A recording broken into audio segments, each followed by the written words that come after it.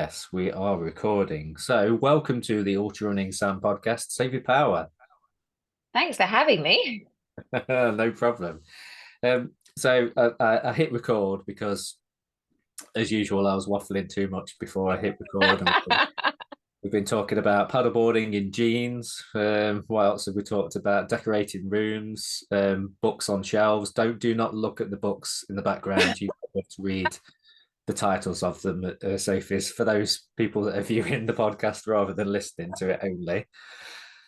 I thought we'd best get on with recording because we've been talking too much about random stuff. So, Oh, so thank you for coming on, and I've wanted you to come on for a long time. I think I sent you a message on Instagram a long time ago to try and get you on, and I think I've realised that you obviously don't look at some of your Instagram DM messages you possibly don't see. So I thought you I get quite a lot. okay.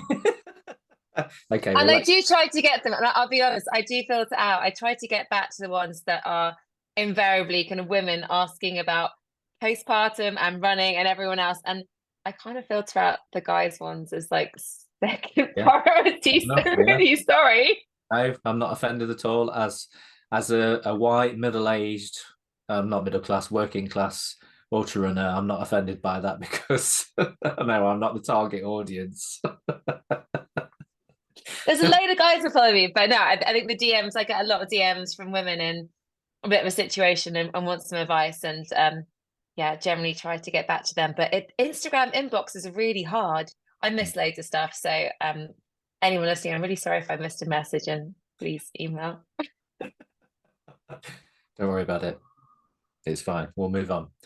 Okay, right. So, what I like to do traditionally with the first opening question, when I remember to ask it, is obviously superheroes have an origin story. So, everybody has like a sort of a background. So what is Sophie Power's origin story when it comes to running and everything that you're doing now? How did you get to this point where you are now?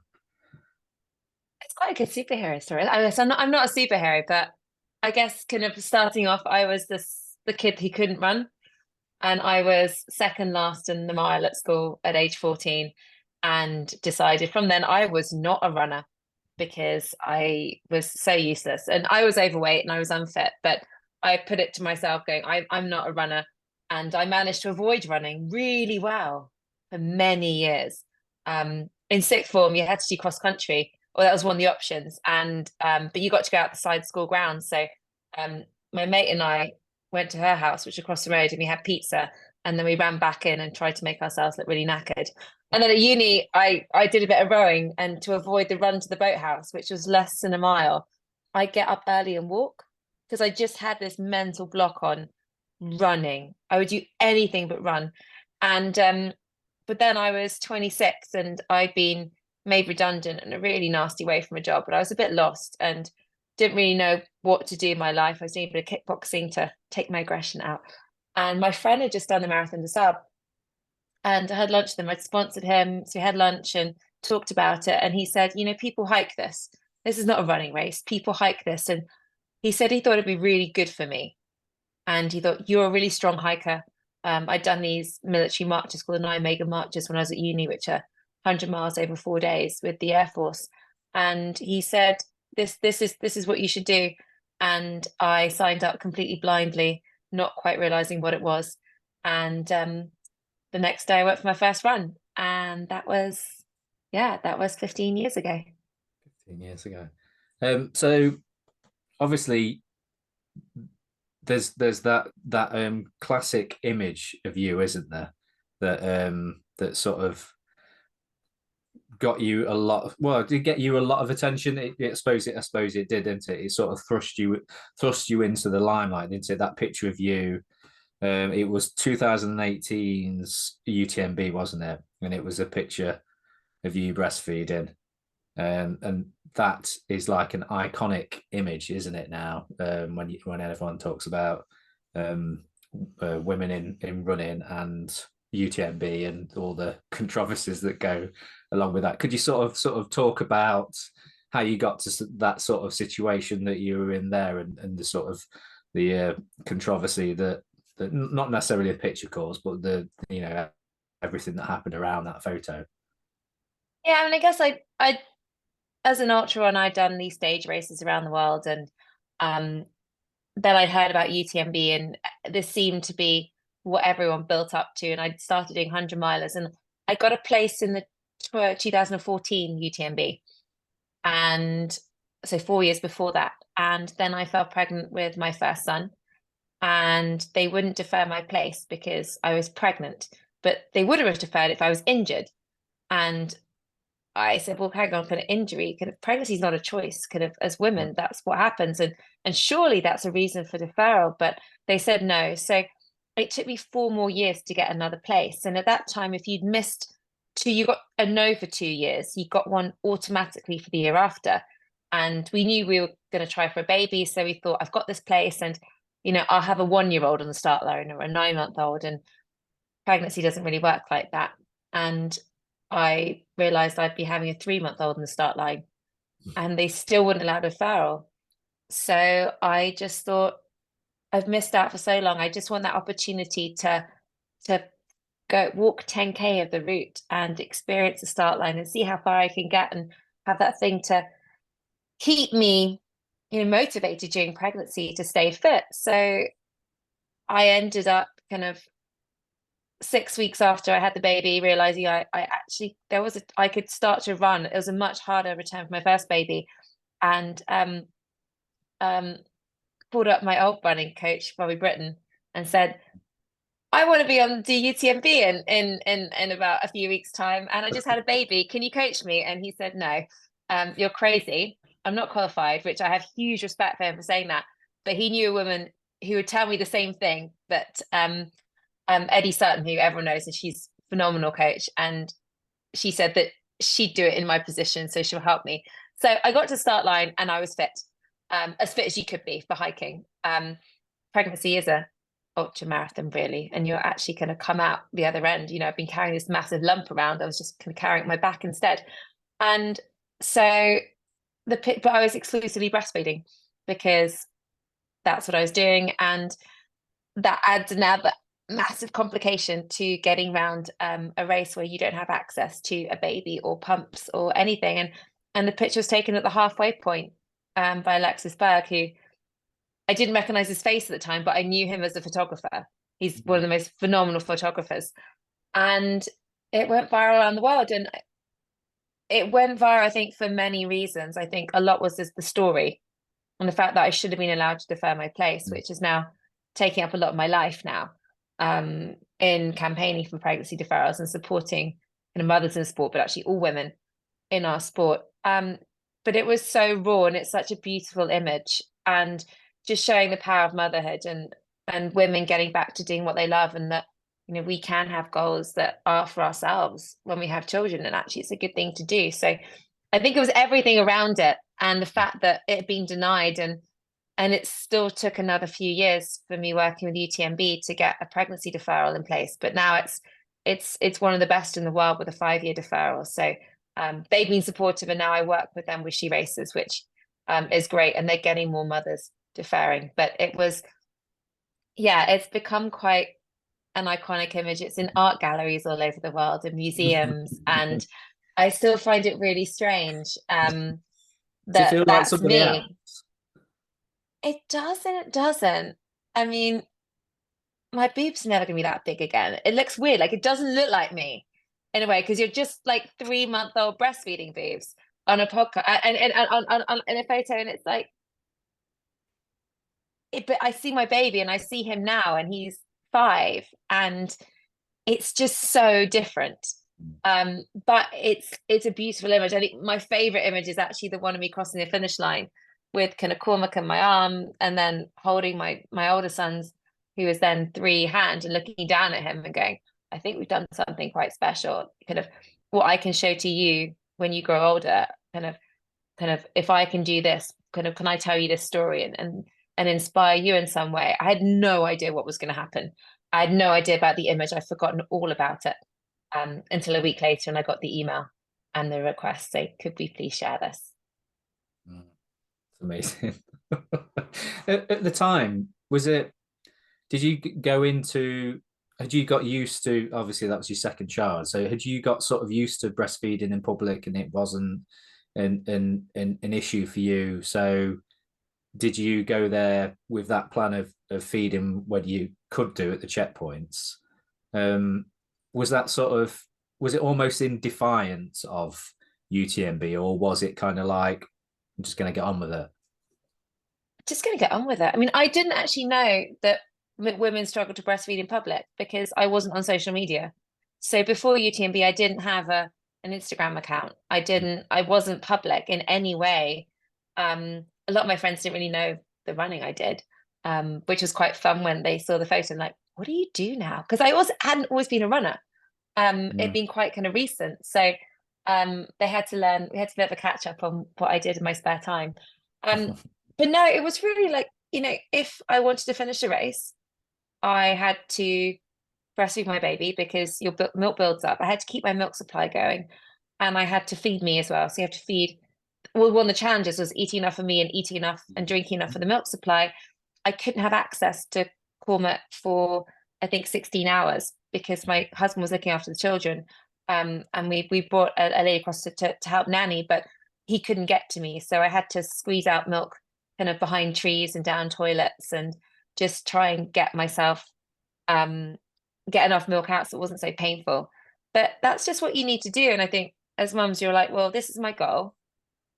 It's a bit more complicated, but that's just what I have to do. So that's what I'm going to do. And there were lots of Excel spreadsheets as to how much I needed to eat. I love an Excel spreadsheet. A lot on salt because I've got a salt issue. I put myself in a coma in a race before. So making sure I take my salt, making sure I take everything, and just red flags, if this happens, that's a red flag. If there's a thing called mastitis where the milk builds up and you can get an infection, if I thought that was coming, red flag, stop. So it was always my goal was to not finish really. I didn't really care when I got in the start line, before I got in the start line, but because we've been in Chamonix for a few days before, my kids have been seeing other people finishing, their parents. My 3-year-old was like, that's gonna be me. I'm gonna run across the finish line. I was like, oh God, I've got to finish this now. So that was the pressure. So I think I felt the pressure from him, but it was really about, look after myself. But let's see what we can do. And we all know if you look at the average pacing needed to finish UTMB, it's a hiking race. I hiked most of the only time I really ran was when I needed to just come down one of the cols because I was getting really cold. And I moved a bit faster, but it's a hiking race and it's really attainable for most people with a decent level of walking fitness. Mm. Yeah, absolutely. Do you think it kind of falls under the category of when you're an ultra runner and you're in a race and you have to problem solve? Do you think it's kind of sort of falls into that category that this was just you're always adapting, aren't you, as an ultra runner? So something happens in the race, you have to adapt to it, and this is the new normal now. This is my pole's broken or my shoelace has snapped. Something new happens, and you adapt to it. So do you think it was just kind of? Do you think you kind of just took it on as another thing that you had to do during the races with that sort of ultra running mindset? Yeah, completely. It was just an extra thing, and I had to think a bit more carefully. And I'd never really been crewed before. My husband then came round and helped, but it was just if I want to finish the race, this is what I have to do as well. So it's just another thing on the list, and other people have kind of different things on their list too. And sometimes you have to deal with the hot and the cold, or if you have injuries, or um, it's just what I had to do. And I'm not racing. It's only very recently that I've even started thinking about the position that I come in races. I run for myself. I run because I love being outdoors. I run to challenge myself. And I knew what the cutoffs were. I wanted to be several hours inside the cutoffs just to have that security. And so that's what I paced for. Mm. Yeah, that's ideal, isn't it? Just thinking of that iconic image now, then what kind of doors has that opened up then, as far as so what was life like before that photo? And then how did life change immediately after that? Was it immediate? Well, you say it was like a week later. How did it change? And I think at that point, my life was changing a lot anyway.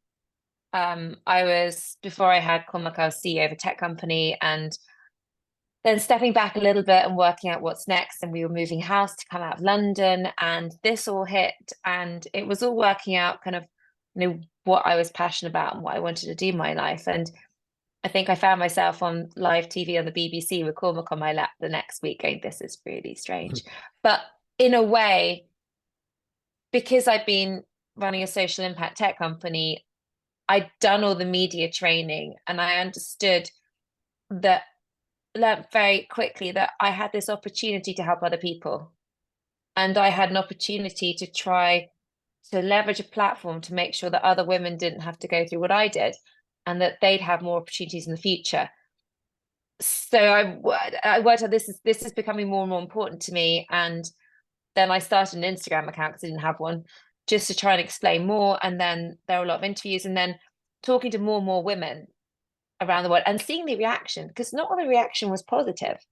There were kind of people telling me, what is she doing there? Kind of, she should put her boobs away. She shouldn't be running. She should be at home on the couch looking after her kids with no personal goals, because now she has children. Yeah. And you got a bit of that. And there was a German article that of a guy who his wife had just had a baby, and he wrote, he asked me, like, why do you think you have the right to breastfeed in public? Which was a bit of but it's all these opinions that you don't know exist. If you live Yeah. in a world that I did, which didn't have social media really, you don't know exists. So that was really interesting. And I realized that I wanted to see what I could do to support women against these opinions. And then obviously kind of throwing over, like, how do you train for that? There's a real lack of, especially then, of advice for women, kind of postpartum return to exercise safely, running guidelines. It wasn't there. So I thought any part I can play to support other women is what I want to do. And then races started saying, oh, we should really have had a pregnancy deferral policy. Can you help us with that? And then obviously a big kind of argument against the London Marathon, who wouldn't let good for age women kind of defer their place. I mean, they still charge again. If you're pregnant, you still have to pay twice to run the London Marathon, but at least you have that opportunity.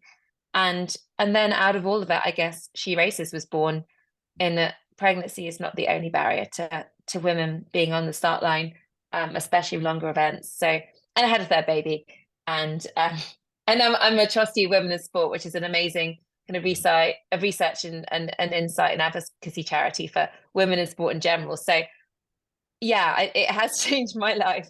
And I've become a much more serious runner since I had my third baby. Amazing. Having kids really focuses you in life, doesn't it? I've found that you kind of, because kids take up so much time, you value your time so much more, don't you, when you realize that your time is kind of restricted sometimes. So it makes you kind of focus on the things that are really important to you. So obviously running is that to you, is definitely that important to you, isn't it? Just thinking about SheRACES then, I said this earlier to you, that I'm a middle-aged white male, working class. What is it that we as men don't have to put up with when it comes to races? What is it that women that we probably wouldn't even know was an issue for you guys signing up for races? I think there's one thing that's a barrier to signing up in the first place. And then there's the whole race experience. And I'm always very much kind of, I don't think races are designed to exclude women or to deny us a fair experience. I just think most race directors don't know what they don't know. And that's a feedback we can continually get. And so I guess kind of SheRACES, kind of backing up a step, we surveyed over 2,000 runners, mostly runners, some triathlete cyclists, which we're doing some more work on. Road trail mix of distances, 5K to ultras, mix of speeds, mix of ages. So really getting so many stories to hear from women of the experiences they'd had, and kind of was 95% had a negative experience of some kind in a race. And I think the obvious ones that kind of people realize are when you're at a race and there aren't enough toilets for women and there's no period products. And when we're given a t-shirt, it's kind of male fit. And all of mine fit me beautifully when I was 37 weeks pregnant. Beautifully. Perfect fit, male small, 37 weeks pregnant. It's those, and then not getting kind of equal prize money and not having our space and kind of having the harassment we often get on course, and kind of we don't really want to see men peeing on the actual trail. All of that's quite obvious. I think it's the before the sign up people don't see. So when racers use the imagery and it's the start line and it's often all, you know, fast men that are at the front. And so the first of the website we don't see anyone looking like us.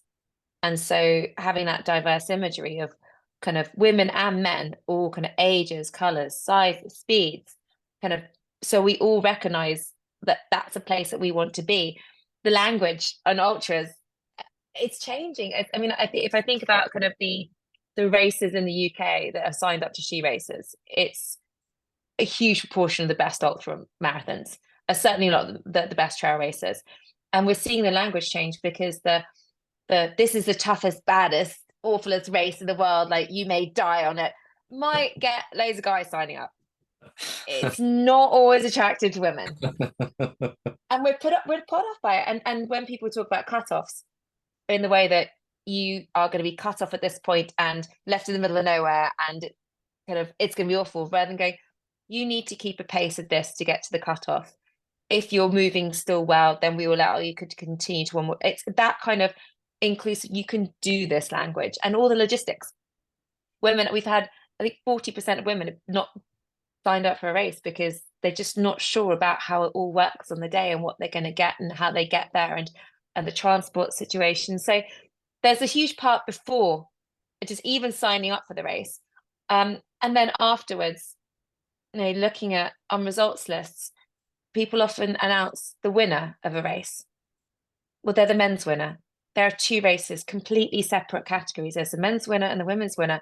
Our race is not a subset of the men's race. It's we're completely physiologically different. So, and giving that an equal regard and waiting for the podiums and giving the female winner the same media coverage. And because if we don't see this, we're not going to get more women signing up. And actually, when we talk about elite sport, and I sit on the women's committee of the Pro Trail Runners Association, and we're always talking about if we don't get equal coverage during the race, after the race, before the race, they're not going to get the same sponsorships that the men get. And that's what we need to grow the sport.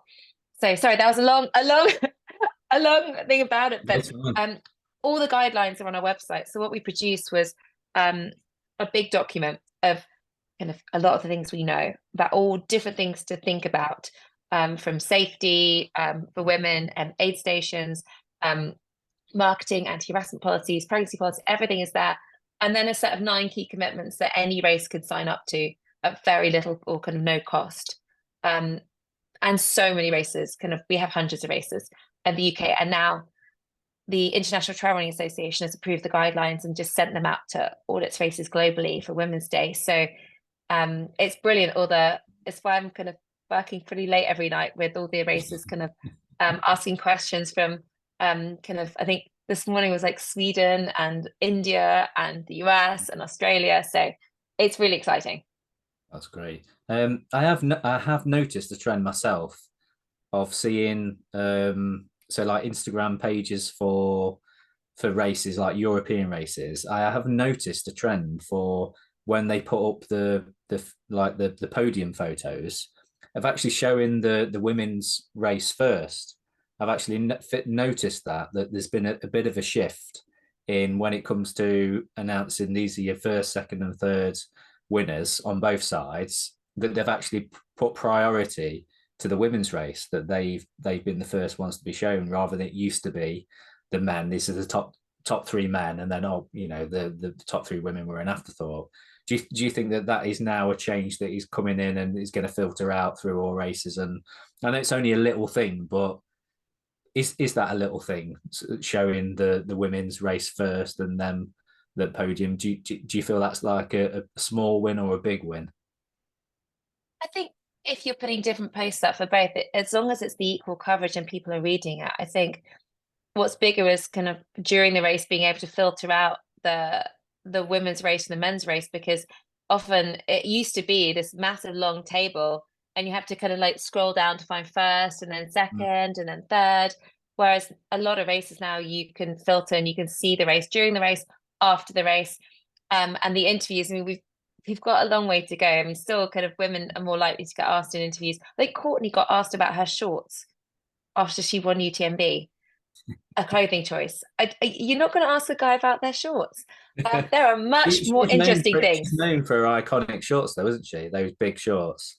They are, but there are much better things we could ask Courtney. And mums get asked about the babies and dads less so in the families and who's looking after your kids is a question that loads of kind of female winners get asked. So there's a long way to go, but it really is being, I think, what SheRACES does with the guidelines is empowers women in a way to understand this isn't how it should be Mm. and call them out. And at the start, when we founded it, I get loads of emails going, I'm having an issue with this race. I'm not allowed a deferral, or this imagery isn't great, or these cutoffs are, they're really discriminating against kind of women. And it seems crazily tight because obviously you need cutoffs for logistical reasons, but sometimes they can be expanded it with ease. And now it's more someone kind of messages us going, we've spoken to the race, we sent them the guidelines, just wanted to let you know, these changes are being made. So that's where we're getting to. I think it's giving women a voice.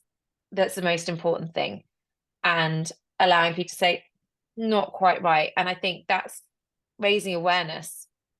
We still get the reel sent to us and celebrating. I can't remember, it was a half marathon, and they were attracting people, and it was place Spot the Woman, and there were hundreds of men in there, and there was a woman, and there was one on an aid station, and one holding the baby, cheering their partner.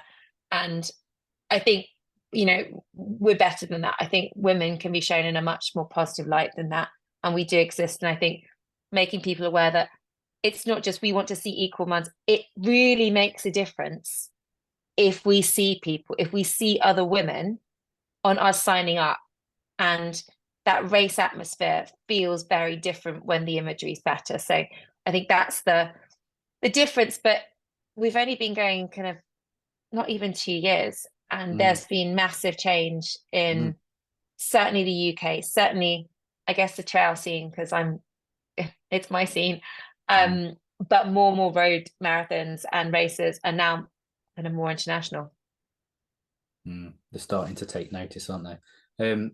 Do you think that this is kind of the beginning of things changing, and it'll be sort of like a permanent change? I mean, it's not going to go backwards, is it? It can't. I'm just sort of thinking about this logically. It's never going to go back to how it was if these changes are happening. Where do you sort of like your sort of blue sky thinking? Where could this go eventually?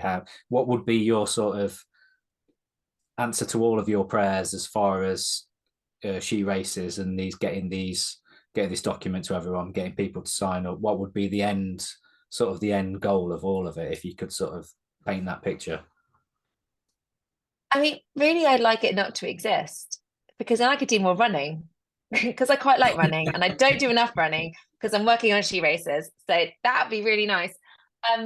We thought about this, and I think, one thing is taking down the barriers, and we want to see more women on start lines. We want women to feel, and maybe at some distances we'll never get to the equal on start lines because, we can't change society that quickly. We can't make kind of women that only be doing their fair share of caring responsibilities. That's not where we can get to, but we just like more women to feel that they can step up in distance and feel comfortable on the lines, and get the same proportion of kind of women running as racing. But kind of thinking about it for Women's Day, we came out with a campaign, and the official tagline was inspire inclusion.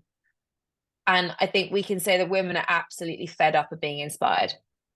We've seen the pictures, and I'm very aware that my UTMB picture is viewed as inspirational Mm.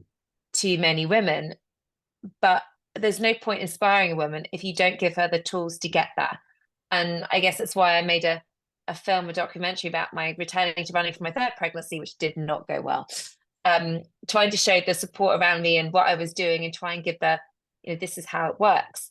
But for me, we came out of the campaign, which was enable inclusion. Like, we're done with being inspired. We need to be enabled, and brands and sponsors of races can make that change far quicker than we can. So I kind of put race directors on a spectrum. And there was a small percentage that were just doing everything brilliantly already. A lot of them had female race directors, or kind of really kind of took advice. And then the next chunk that just want to do it because it's the right thing to do. And they signed up to SheRACES straight away and support us.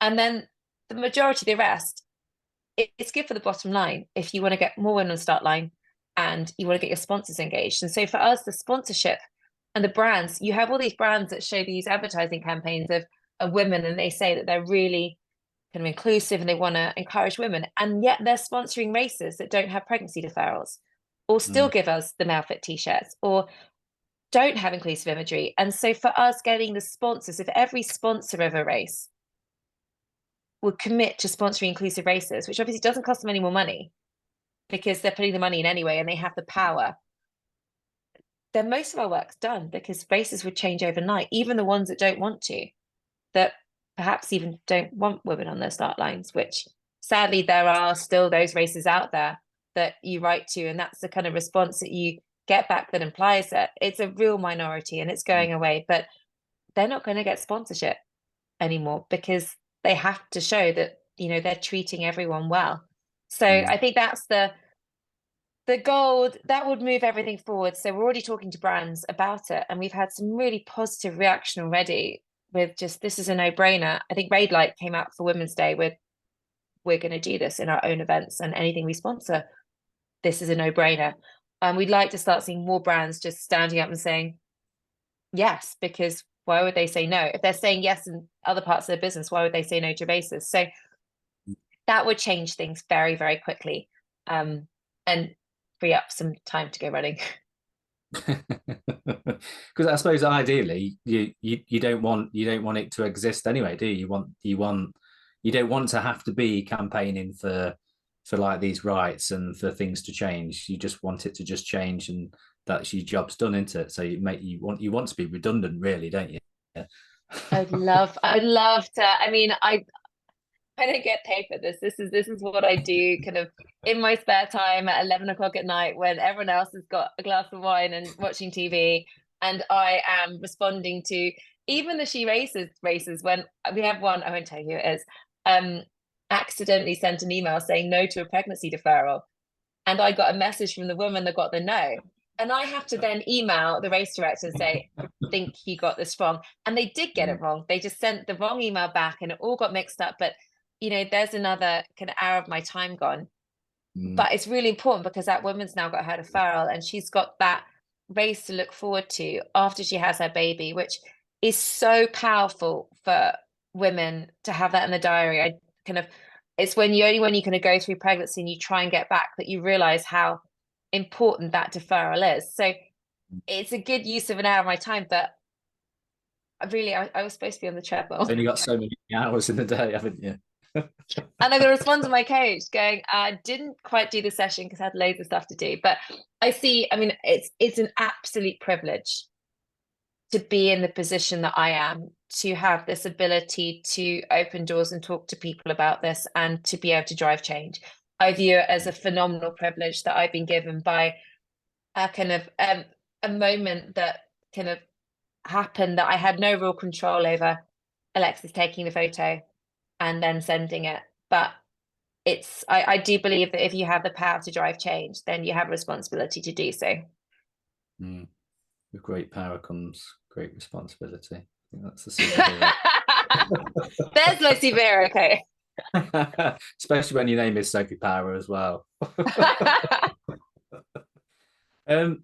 Is there a discrepancy between road and trail when it comes to the uptake on this? Because in my mind, being doing very, very rarely doing road races, is I'm a trail through and through ultra runner. Do you think because of that culture of women have more. I mean, this is just for my opinion, and obviously I'm a middle-aged white ultra runner.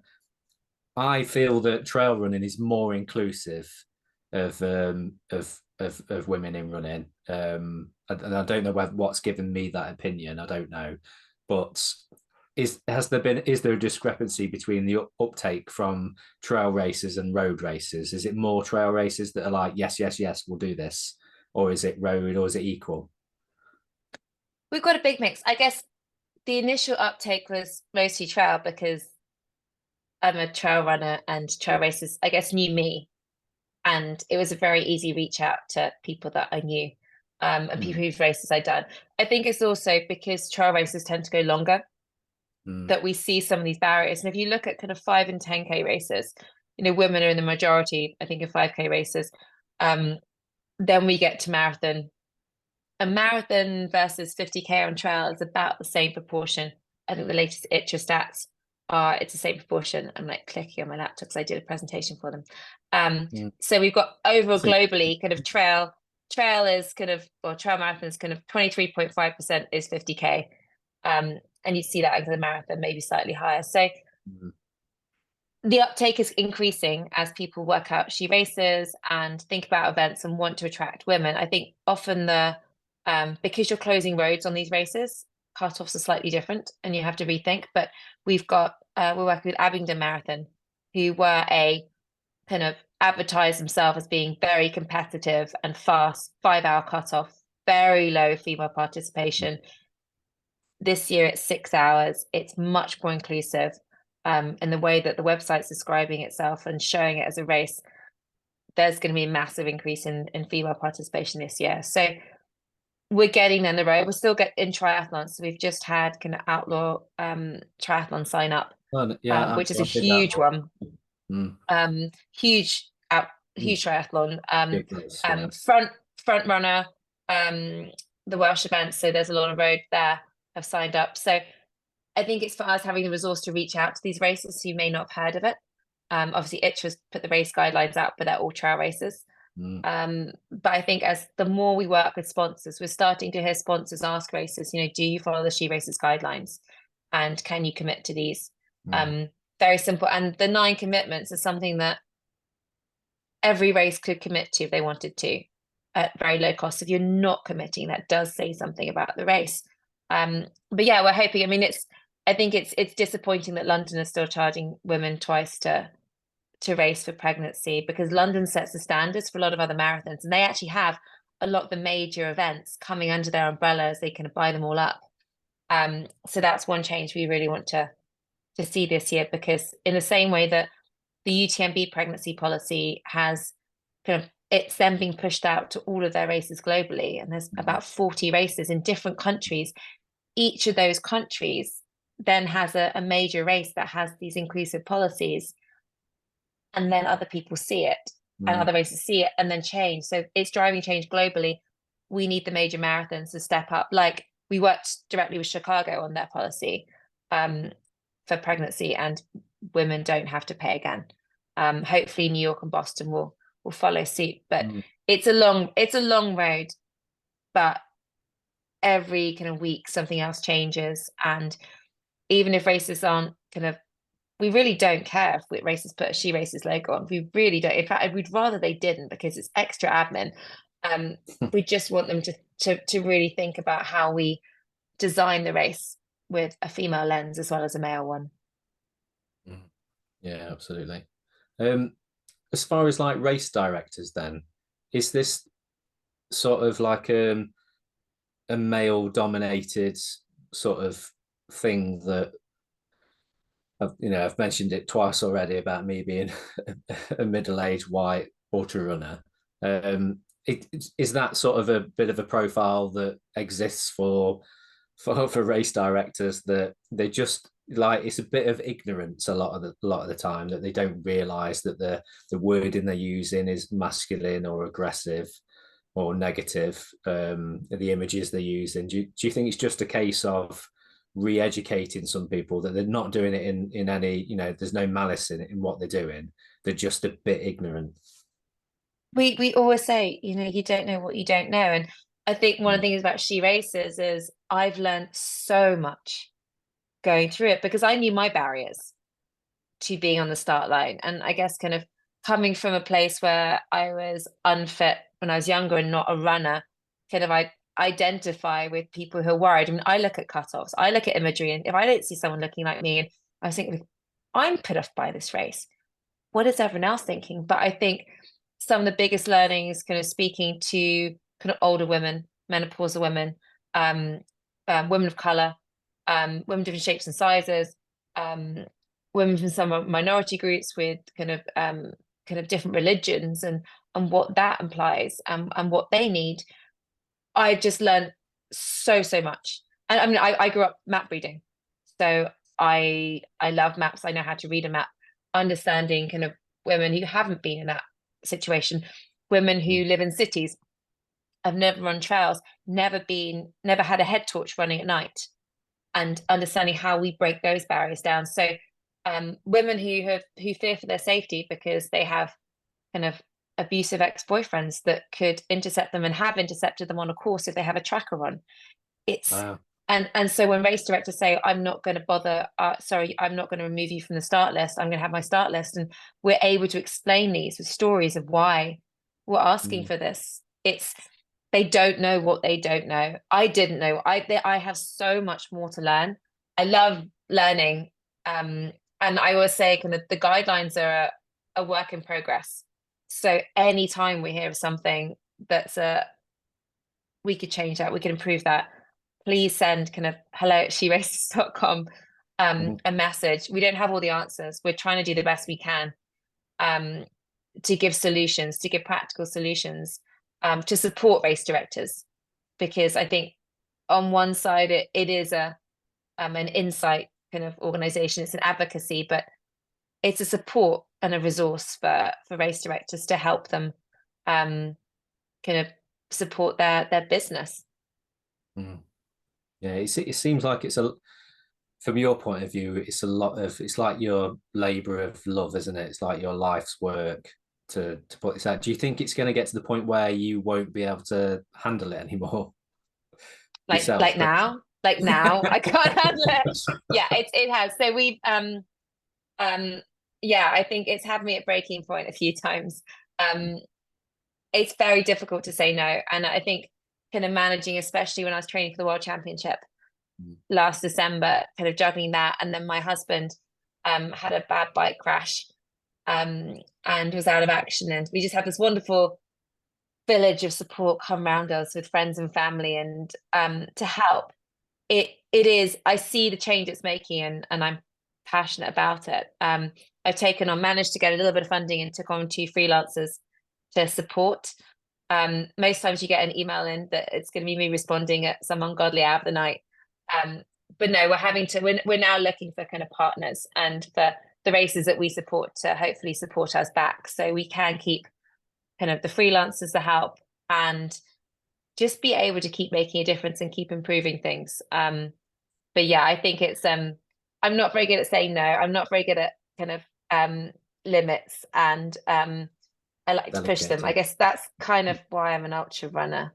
So it's all about endurance. But Yeah. yeah, I don't think I ever dreamed that kind of a couple of years ago, kind of coming out with this kind of another website and campaign, it would have exploded so globally in a way. But it's yeah, it's amazing to hear the changes that it makes to people's lives, and um, I'm just very lucky to be able to do that. And I guess for this year anyway, kind of the World Championships are next year, so um, although I am training up for a secret big project that I should probably be doing some more running for. But I'm gonna go have fun in the mountains and just kind of have fun for the rest of the year so I can just kind of get SheRACES in a better place. Mm. That was sort of going to be one of my questions. While all this is going on and you're so busy and stuff, is it easy for you to sort of neglect your own personal development with running and things like that? I have a really good coach. And I think, Eddie's brilliant, and I would be nowhere the runner I am without her. I mean, I guess she took me on from just before UTMB and got me around that, and then got me kind of 2 GB vests, through Mm. another pregnancy, 2 GB vests, um, running at 41 post 3 kids, faster than I ever have. And that's really exciting too. And I'm aware that kind of people look at that and think that, having kids is the end of their Mm. running days. And for me, it's only since my last baby that I'm getting better, and I've still got really big goals. So I think she keeps me honest and um training hard, but training smart. And like, for me, I can't do big mileage. It would break me anyway. So maybe it's good I don't have any more time, because I'd probably be injured all the time. Is it? Um and kind of running, I guess I run kind of 60, 65 miles a week with some strength. And then I have 20 miles a week on school run, up and down hills, kind of dropping off at various places. So it's a lot of training, but there's yeah, I'm maybe if I had too much time, then I'd You'd use just it. break myself. So Mm. it's important to have goals. For me, kind of mentally, to have that. I think for a lot of people, you want to have races in the diary, you want to have challenges, you want to always be doing something that says that's a step different to what I've done before. And that's, yeah, that still quite excites me. And I want to still be running when I'm kind of 70, really. So I think Mm. looking after my body is probably the most important thing. The strength training is really, I find as I get older, really, really important to make sure Yeah. those last few hours of the 24-hour race, Mm. I'm running and I'm still running strong. Mm. It seems to be like the. I know it seems like it's like obvious knowledge now, doesn't it? But it's not. It isn't really for everybody about the strength training as you get older. I was having this conversation with a couple of my mates. I was out on a trail run, and I was sort of talking about how I'd got over. Not I say got over. It's not completely gone, but the issue that I'd had with my knee for the last 2 years, and I said like hands down the the greatest thing I ever did was become obsessed with the gym and going and doing strength training, because I now view it as, before that injury, I viewed it as, oh, it's kind of like rehab. You go to the gym when you've got an issue and you sort it out. But then it became like as important as my running. And I think that has been like a game. I'm in my mid 40s. What am I? Nearly 45. And I think as you get into your 40s, you've obviously, like from 30, you start losing muscle mass, don't you? That's the scientific thing that you've got to keep. If you don't use it, you lose it. Um, do you think that's something that do you sort of talk to people about that as far as your running is concerned? Do you think you? I'm a big proponent of strength training and having it as part of my training as I get older, and it keeps me running. Do you think that's something that you should be sort of waving the flag about to women running? I mean, for women, it's especially important as you get older. And it's especially important kind of for our bones, and because the drop off, especially during the menopause, we have a huge drop in bone density that we can we can stop being as bad as it would be otherwise, through strength training. I guess for me, I did strength training before I became a runner. Mm. So before I became a runner, I kind of started in a gym to lose some weight, and had a personal trainer to try and lose weight that I put on during MBA school. I managed to put on 20 pounds in 10 months, which, for someone that's not very big like me, is quite a lot. And so I started trying to lose it, and I got back to work, and it was in the gym, and my body type naturally puts on muscle. So I then started boxing and kickboxing, and that was kind of my sport before I became a runner. So I've always done that, and I've never ever stopped. And I think that's what's helped me stay mostly injury free. Mm. um I also kind of make sure I eat enough, which is also an issue for, there's so many female athletes. When you don't eat enough, and kind of you lose your period, or you lose your kind of your bone density because of that. I really like food. I love food. I don't think there's any chance of me not eating enough. um I do sometimes track it on the Garmin on like a really busy day, going, how much do I really need to eat today? And like, I look today, like, so today I need to eat 3,100 calories. to stay steady, which is quite a lot of food. So I probably need to eat another chocolate bar tonight. All that healthy stuff. Maybe it's protein shake. It's definitely a chocolate bar. But yeah, I think it's really important. And for me, the longer the runs, and I wonder, I've not really found my sweet spot for running because I feel that during a 24-hour, I only get relatively strong after 16 hours, kind of.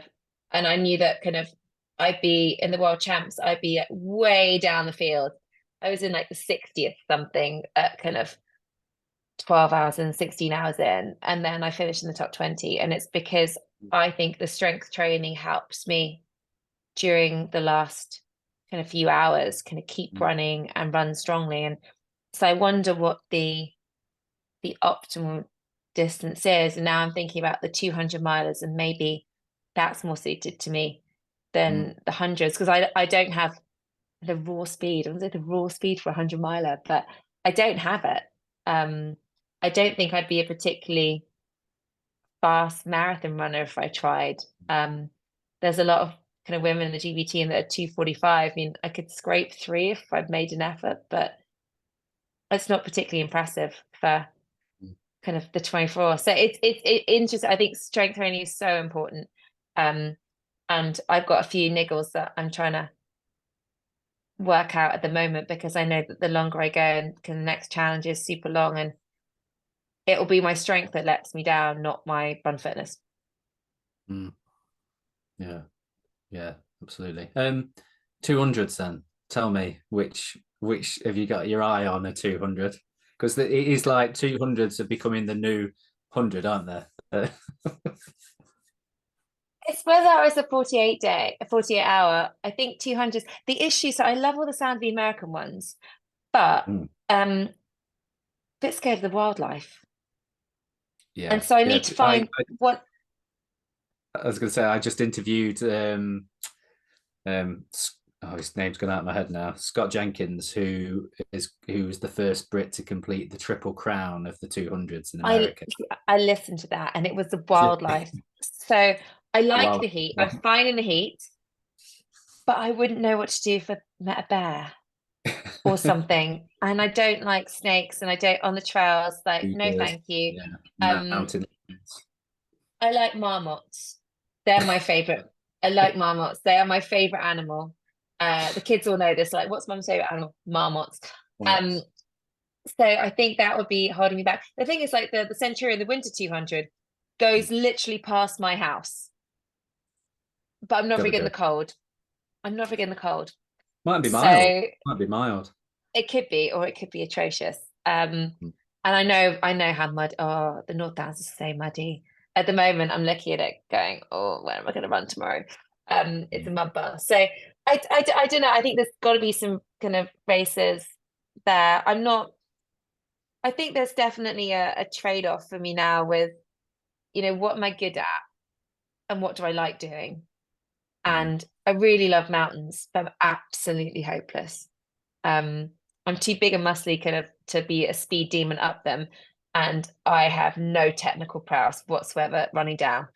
So, and I take too many pictures because I stop at the stop. I want to take pictures and I want to enjoy it. And I don't think I could be competitive. Whereas running around an athletics track for hours on end, I've got a quite good mental kind of shut off. So, yeah, I mean, I've just seen Camille Herron obviously do the 6-day race, and yes.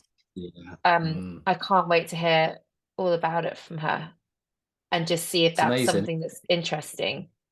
But yeah, I think that's where I'm probably better, but not quite as enjoyable as going running around Chamonix. So sadly, I think I'll probably go back to Spartathlon. I think that might be I'll go back to Spartathlon because that's kind of 153, and that could be a good distance to aim for next. Yeah, sweet spot. Talk about Camille Herron. Absolutely mind blowing, isn't it? Did you follow all the posts as it's been happening this week? So every time she broke a record, so somebody, I don't know if it was a husband or if it was someone in the crew, was posting on her behalf, just saying, yeah, another record, another record, another record, another record. Just, I mean, that is like, when it comes to like ultra running, over the really long distances, the gap between men and women getting smaller, isn't it? Do you agree with that? Nope. This is the thing, as there's no evidence it does. And that's been one of the tricky things for SheRACES actually, because for the longer distances, we've had race directors say, well, we're just going to have one podium. And where this comes from is if you look at the differential kind of from 100 meters up to 100 miles and look at UTMB, kind of Courtney versus Jim, it's 10 to 12%. And then you look at the longer records, you look at Sorokin versus Camille over kind of 24 hours, and that's still there over 40, it's still there. Right. Okay. Where kind of people said that there's this survey that at 200 miles the gap goes to nothing. It's based on race data, and it's based on women in a race. Now, we know from our research that women are less likely to sign up for a race that they're not capable of finishing. So the women on a start line of a 200-mile race are on average more competent than the men. And so they're more likely to do well. And so that's where you see the gap drops to zero, because you're not seeing them win as often. Otherwise, you'd see them win kind of half the time. You don't see that. We have the outliers because everyone's on a spectrum. And you have someone like a Courtney take on a race, they'd have to be a really good guy to beat her, but the best guys do. And so this has been the fight to try and get this out. And we're trying to talk to the data and try and actually then analyze, what are the 50-mile results of these people at the 200-mile, and just show that there's a differential there. But as well, it's quite frustrating when they say they want to take the podium away. Women are amazing, and there's other aspects that come into play, and maybe it's pacing that we don't always go out with as fast as possible, and we have a more even pacing, and we don't try and keep up with someone faster than us, or we stop to pop a blister before. But there's no evidence for the physiological differential going down at any distance. Yeah, that's another middle-aged white ultra runner thing that I've been led to believe, then, that from hearing people talk about that distance closes over. So that's pure. Yeah, that makes absolute sense now, that you could have like an average ultra runner like me, and then a female ultra runner who's trained really, really well for a race, and if we came in at a similar time, yeah, okay, I understand your reasoning behind that now, that it's not that the gap is closed, it's probably proportionately that woman has tried and trained a lot harder than the man has, and majority of the men are that there's going to be more men in the race, and the minor amount of the females doing the race have trained better for it. Okay, so I'm just trying to explain that to myself. I think if you expected to see the differential go down, you'd start seeing that at 24 hours at kind of and beyond. And Courtney's several hours behind Jim at UTMB, and the male winner is several hours ahead of the female winner at Spartathlon. There's no different. If you look at those differentials, it's no different to the 100 meters. It's no different to the 100 meters. We don't have the same kind of lung capacity and heart size. What the Lululemon study is going to be really exciting to do is see things like fat oxidation. And I think that's one of the things where women could be better than men, which gives you an advantage in the long distance. If you both can't eat anything, the women might last longer than the men, but the man can still eat stuff. He'll be way ahead. But if we've got those, and I think kind of cooling in certain temperatures. So I'm really excited. They're doing all this research that's never been done. And so, where do we have advantages? But we're never going to have the same muscle mass and heart and lungs that men do, and that's the fight to keep the races separate, because we're not lesser athletes, we're a completely different category, in the same way that you wouldn't compare a featherweight boxer with a heavyweight. You don't compare men and women. Yeah, absolutely right. Yeah, these are the kind of things that I think is the education that we all need, isn't it, to understand these things, and as obviously as time goes on, this is the message that SheRACES is going to get out there to everybody. Do you think there's any? What I've just thought of the question was, when you're rolling this out to the races, has there been anyone that's actually sort of said no straight away, like a flat no to implementing any of these guidelines? Or can you I not mean, say? we've Fair had some interesting enough. emails. I guess we haven't done any real outreach because we haven't had the resource to do so. So everything has really been on an inbound, and people that are interested. Where it's on a, we reach out is when people have had issues, Mm, and to say kind of, I think we've had certain races kind of some fail races where, you know, they've refused to have the same size trophy for women as men, or same prize money, mm, um, where they've refused to consider anything different to what's happening. But really, it's been so positive, and I think, as I guess some of the marathon, I mean the marathons, I mean the kind of documented, um, kind of discussions with London Marathon about, it was just a flat no to mm, allowing women to defer their.